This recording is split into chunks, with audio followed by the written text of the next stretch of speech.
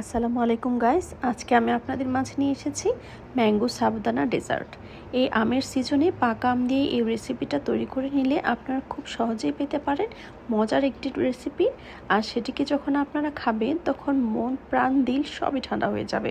এই আমের সিজনে এই রেসিপিটা সহজে কিভাবে বাসায় তৈরি করে নেবেন সেটাই আমি পরিবেশন করতে যাচ্ছি শান্তাস কুকিং স্টুডিওতে। তাহলে চলুন রেসিপিটা দেখা যাক। প্রথমে একটি প্যানে পানি ফুটিয়ে সেটাতে আমি দিয়ে দিচ্ছি 1 কাপ পরিমাণ সাবুদানা, দিয়ে এটাকে ঢেকে দিচ্ছি।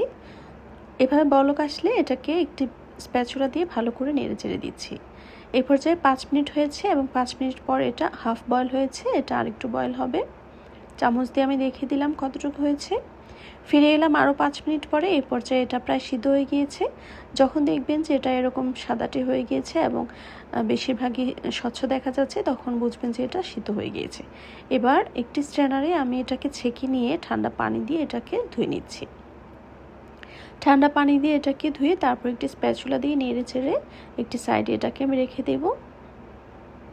এভাবে নেড়ে চেড়ে দিতে হবে, তা না হলে সবগুলি সাবুদানা কিন্তু জেলির মতো আঠালো হয়ে যাবে। এই যে এই পর্যায়ে আমি নিয়ে নিলাম 4টি পাকা আম। এখানে পরিষ্কার করে 4টি আম সুন্দর করে একদম পাকা দেখে নিতে হবে। পাকা আম হলে রেসিপিটা বেশি ভালো লাগবে খেতে। এবার আমগুলোকে আমি কেটে নিচ্ছি। যত ভালো আম এই রেসিপির জন্য আপনারা সিলেক্ট করবেন, আপনার ডেজার্টটা কিন্তু ততই মুখরোচক এবং লোভনীয় হবে। আমি আমার পছন্দ মতো শেপে আমগুলো কেটে নিচ্ছি, আপনারা আপনার পছন্দ মতো কেটে নিতে পারেন। এখানে 2টি আমকে আমি ব্লেন্ড করে নিব আর 2টি আমের কিউব আমি কেটে রাখবো ডেকোরেশনের জন্য বা পরবর্তী মিক্সচারের জন্য। এই তো আমার আমগুলো কেটে নেওয়া হয়ে যাচ্ছে।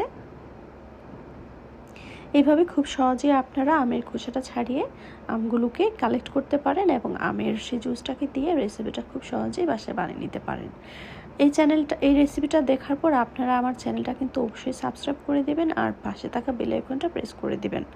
আর আমাকে কমেন্ট করতে কিন্তু ভুলবেন না।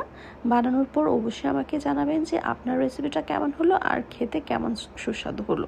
এই রেসিপিতে আমি কিন্তু কোনো চিনি অ্যাড করিনি, যেহেতু আমগুলো খুবই পাকা এবং মিষ্টি ছিল, তাই চিনি ছাড়াই এটাকে আমি বানিয়েছি এবং খেতে দুর্দান্ত লেগেছে। এবার 2টি আমকে আমি ব্লেন্ড করে নিয়েছি, দেখতে পাচ্ছেন। আমের পিউরিগুলো নিয়ে নিয়েছি।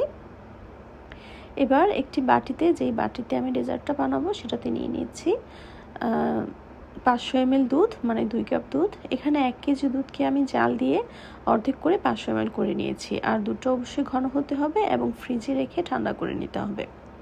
ঠান্ডা দুধটাতে এবার আমি দিয়ে দিলাম ম্যাঙ্গো পিউরি। যে আমটাকে আমি ব্লেন্ড করে নিয়েছিলাম সে আমটা দিয়ে ভালো করে নেড়ে চেড়ে মিক্স করে দিয়েছি, যেন কোনো আমের দলা না থাকে। এই তো মিক্স করা হয়ে গেছে। এবার আমি দিয়েছি সিদ্ধ করে রাখা সেই সাবুদানাগুলো কিন্তু এখানে অনেক ঝরঝরে হয়েছে, একটার সাথে একটা লেগে যায়নি বা স্টিকি হয়ে যায়নি। এটাকে আমি নেড়ে চেড়ে মিক্স করে দিচ্ছি। এটা কিন্তু ঘরে থাকা মাত্র 3টি উপকরণ দিয়েই আমি বানিয়ে নিয়েছি। এবার এতে দিয়ে দিচ্ছি কেটে রাখা ম্যাঙ্গো কিউবগুলোকেও আমি নেড়ে চেড়ে মিক্স করে দিচ্ছি। পাকা আম, ঘরে থাকা দুধ আর সাবুদানা হলেই এই রেসিপিটা আপনারা সহজে বানিয়ে নিতে পারবেন। এটি বানানোর পর ফ্রিজে রাখতে পারেন বা গরম গরম বা নর্মালিও আপনারা রেখে খেতে পারেন। এবার কিছু কাজু বাদাম দিয়ে আমি এটাকে আবারও মিশিয়ে নিচ্ছি এবং সুন্দর করে দেখিয়ে দিচ্ছি। এবার দেখুন, বাদাম দিয়ে গার্নিশ করলে এটার টেস্টটা আরও মজা হয় এবং খেতে আরও পারফেক্ট এবং সুস্বাদু হয়, এবং এটি স্বাস্থ্যের জন্য কিন্তু খুবই হেল্পফুল। এবার 2টি গ্লাসে এটাকে আমি সার্ভ করে নিচ্ছি। এই তো এভাবে সার্ভ করে নিয়ে অতিথিদেরকে আপনার সহজেই চমকে দিতে পারেন। আর এই গরমে যাকে আপনি এটি খাওয়াবেন ঠান্ডা ঠান্ডা শরবত খেয়ে সে কিন্তু আপনার পুরাই ভক্ত হয়ে যাবে আর আপনার কাছে বারবার রিকোয়েস্ট আসবে এটি কিভাবে বানালেন সেই রেসিপির জন্য। এভাবে আরও কিছু বাদাম কুচি দিয়ে, পেস্তা বাদাম এবং কাজু বাদাম কুচি দিয়ে এটাকে আমি ডেকোরেশন করে নিয়েছি। এই তো মাশাআল্লাহ, খুবই সুন্দরভাবে তৈরি হয়ে গেল আমার সাবুদানার শরবত বা ডেজার্ট। খুবই সুন্দর লাগছে এবং খাওয়ার জন্য খুবই ইচ্ছে হচ্ছে। এই পাকা আমের সিজনে যদি এই রেসিপিটা না বানান তাহলে আপনার জীবনটাই বৃথা হয়ে যাবে। খুবই সহজে দেখিয়ে দিলাম এটাকে কিভাবে মাত্র 3টি উপকরণে বাসায় বানিয়ে নিতে পারেন। তাহলে আজকে আর কথা না বালিয়ে আমার চ্যানেলটা এখনই সাবস্ক্রাইব করুন। যারা সাবস্ক্রাইব করেছেন তাদেরকে অনেক অনেক ধন্যবাদ, আর যারা করেননি তারা অবশ্যই এখনই সাবস্ক্রাইব করে ফেলুন। আর আমার পাশে থাকুন এবং দেখতে থাকুন আমি আর কি রেসিপি নিয়ে আসি আপনাদের জন্য।